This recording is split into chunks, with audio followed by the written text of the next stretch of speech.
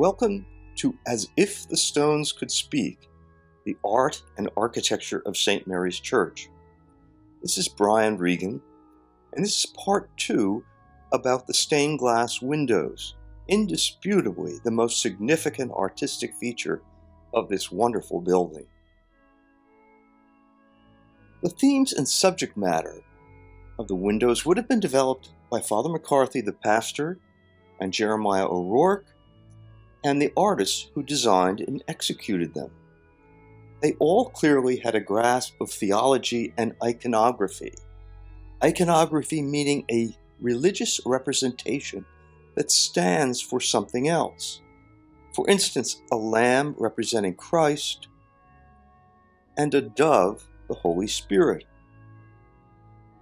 The stained glass here is of 3 types: figures of saints, windows holding symbols, and grisaille windows with patterns and geometric colored panels, and that for our purposes we'll call geometric pattern windows. Figure windows are concentrated on the altar side of the church. This arrangement places a visual emphasis on the sanctuary and also has medieval precedent. It's as if the host of heaven is participating in rites here. Individual windows each have representational or symbolic significance, and so does their placement or location. For instance, the 2 large rose windows are in dialogue with each other across the length of the church. Their main theme is the Sacred Hearts of Jesus and Mary. The rose window above the altar holds Mary's heart, pierced with 7 swords or daggers, representing the wounds of her 7 sorrows. Around it, the petals depict Mary's titles as named in the Litany of the Virgin. Starting at the top, Star of the Morning, Lily, Virgin Most Pure, Ark of the Covenant. The bottom petal or quarterfoil is actually a donor panel window and names a priest friend of Father McCarthy's, the Reverend William McNulty. And going up on the left, the Tower of Ivory and Mystical Rose. The facade rose window holds Jesus' heart with a crown of thorns and flame. Around it are the devices of his passion and crucifixion. During Lent in recent years, Father Lem has used this window's subjects to write fine meditations on Christ's passion for the weekly bulletin. In many cases, windows of related subject matter were grouped in zones. For instance, the small symbol windows in the nave, the main body of the church, mostly hold symbols of Christ, an exception being the dove for the Holy Spirit. The lateral windows of the transepts hold the 4 evangelists. They are thus represented in the area of the church that originally held the pulpit and from which the Gospels would be proclaimed. Here we see the symbols of the evangelists: Matthew, Mark, Luke, and John. In the second stage of the tower, in the room from which the bell is rung, we find amazing symbolism. There are 2 windows diagonal to each other. On the left is an image of the passion flower with its unusual blossom and foliage. On the right, a lily. One represents Christ's passion, while the other, the beautiful Easter lily, his resurrection. Before studying the windows with saints, we should consider who created the stained glass. As of yet, there is no firm documentary proof, but the likely artisans are Stephen Slack and Charles Booth, who trained in their native England and who had a studio in Orange, New Jersey at the time that the church was built. Here we see an advertisement from 1872 for Slack & Booth art glass stainers. Here is a recent photo of the building that held that studio in Orange. There are two things to note in this photograph. Up in the gable of the building, you can see tracery that probably held stained glass when the firm of Slack & Booth operated the studio there. Also, if you look to the left of the photograph, you'll see a rail line. It's the Morrison-Essex line connecting Dover to Newark and New York. One can actually see this building from that train line, should you ever be traveling on it. It is about 2 blocks east of the Highland Avenue train station. The style of St. Mary's windows is strongly English. One can see the influence of medieval English art and also 19th century English art, and especially the manner of the Pre-Raphaelites and that of the aesthetic movement. These later styles had taken hold in England before Slack & Booth left there to come to this country. As I suggested earlier, there is no documentary proof as of yet about who created St. Mary's windows.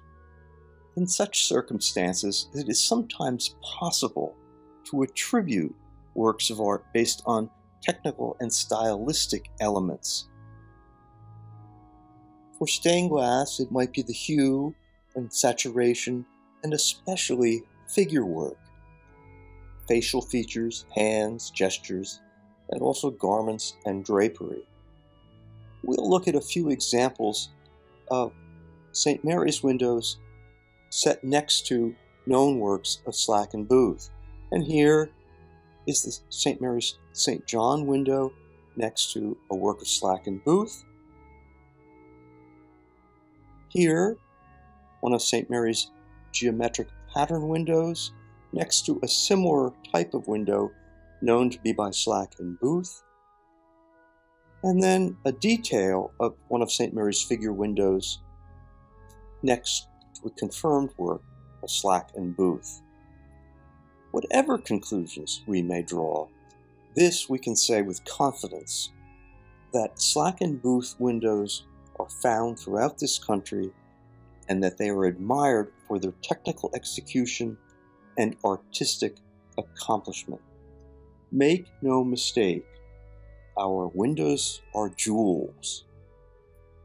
And more than that, they all date to the building of the church, which was opened in 1873. And that means their entire original and complex symbolic program is completely preserved and can be fully appreciated. It's also gratifying to observe here that every single piece of stained glass in the building was restored as part of the restoration and renewal of the church that began in 1997. The stained glass windows were conserved to the highest possible standard. Before going any further, we should review the idea of attributes. Attributes, as distinct from the word attribution just mentioned, are outward signifiers. Peter's attribute is a key, actually keys, plural, the keys to the kingdom. Paul's attribute is a sword, referencing both the sword metaphors in his epistles and that he was martyred by a sword. Paul here also holds a holy book to suggest his epistles. If we look closely at Peter's window, he indeed seems to be holding two keys. The one on the outside seems to be silver, and the one closest to him seems to be gold. And if we look up at the symbol window above Peter and Paul, we see a gold and silver key overlapping Paul's sword.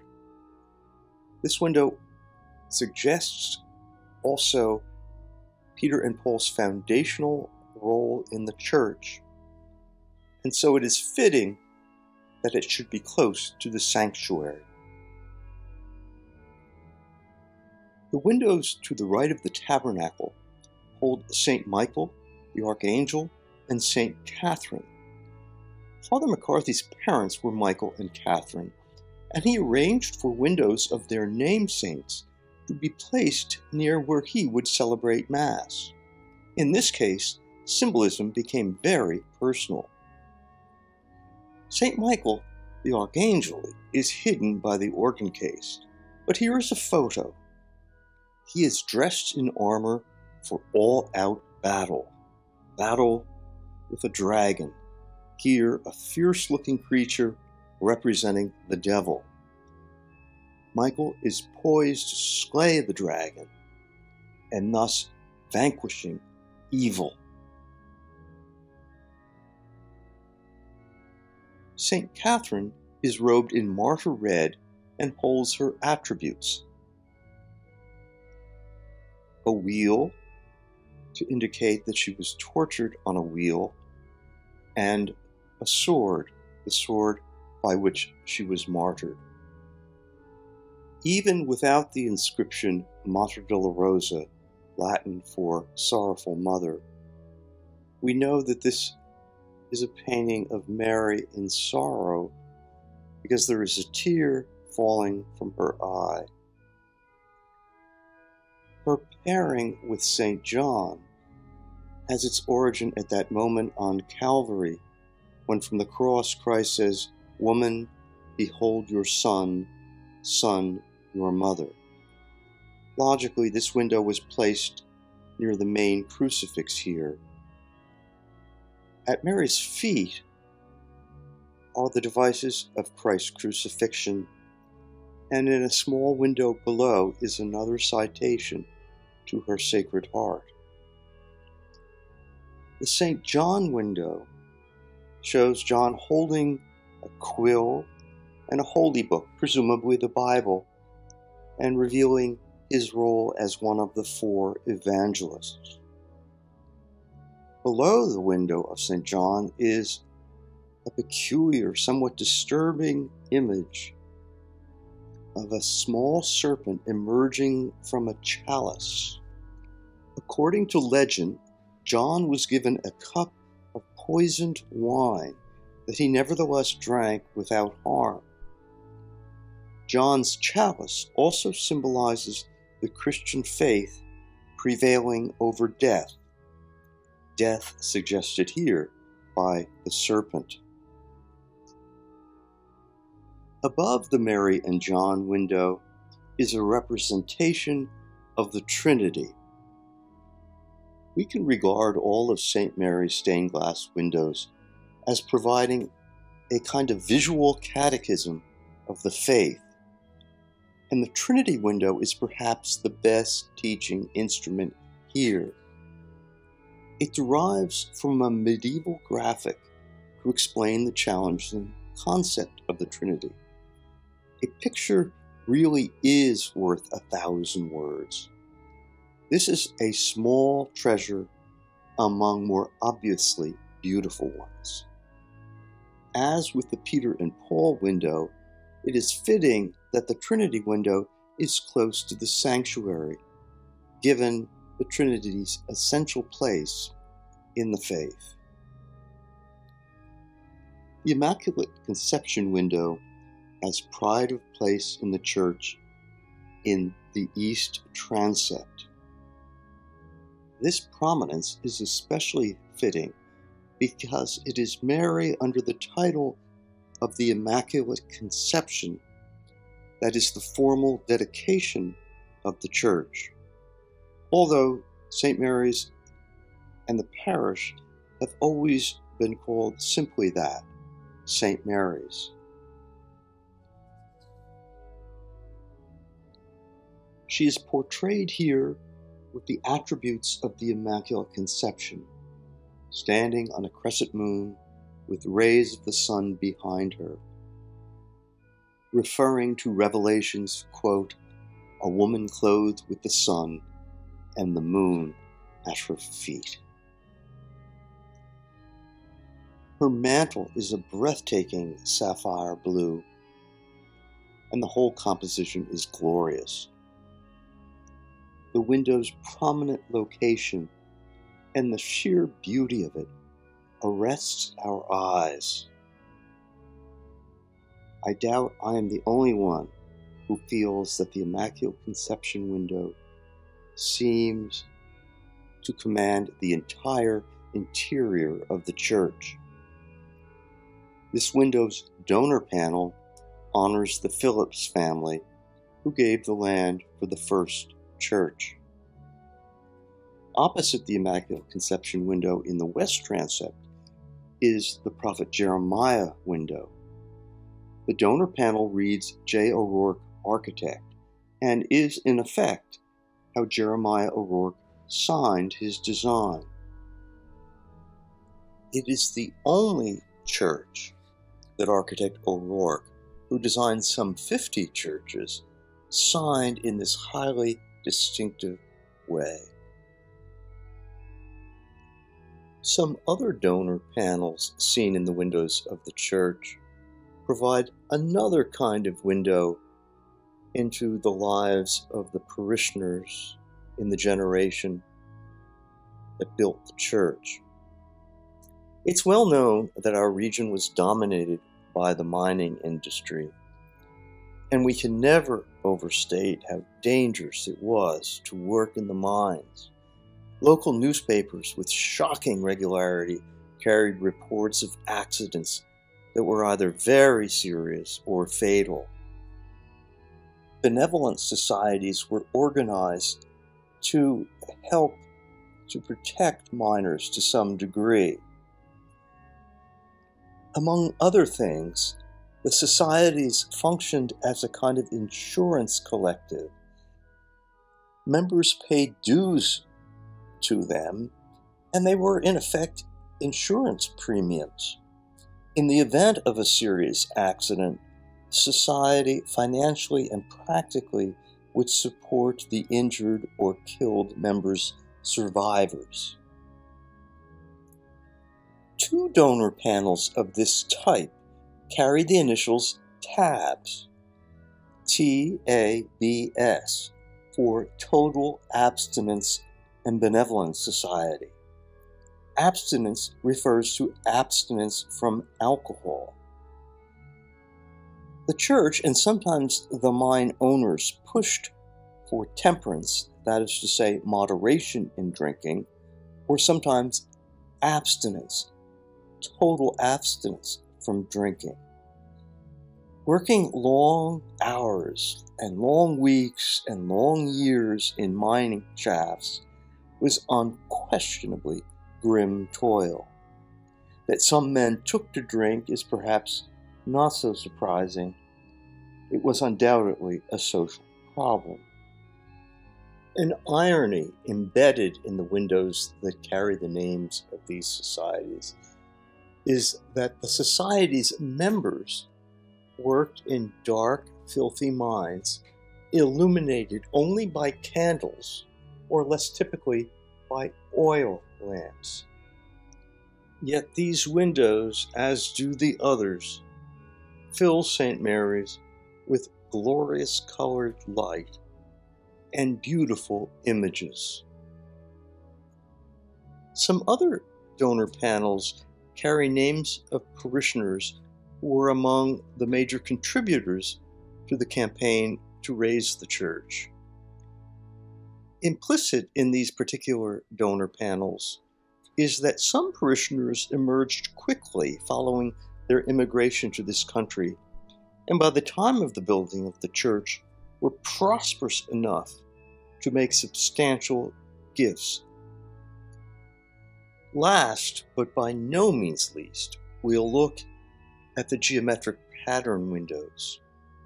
Wonderful as the figurative and symbol windows are, these windows give the interior much of its impact. They are characteristic of this type of medieval glass, ornamental patterns painted on a light field. Ours have leaf-like stencil patterns and hold geometric colored panels. They are enlivened by color variation. The panels alternate yellow, green, and red, and the borders alternate red and blue. I find them hypnotizing. Natural light animates them, and consequently the space. It's different every hour, and every day, and every season. I don't know about you, but when I walk into St. Mary's, I feel I've left the world and entered a parallel universe, a vision of heaven on earth. This idea is at the heart of Gothic cathedrals and churches, and it is also richly to be found in this Gothic revival church. The consecrated purpose of St. Mary's is forever seen in the perpetual light of the sanctuary lamp. And yet I have come to think that this space's temporal beauty powerfully suggests the same thing, and that that beauty, is strongly created by the experience of seeing light through literally splendid stained glass windows.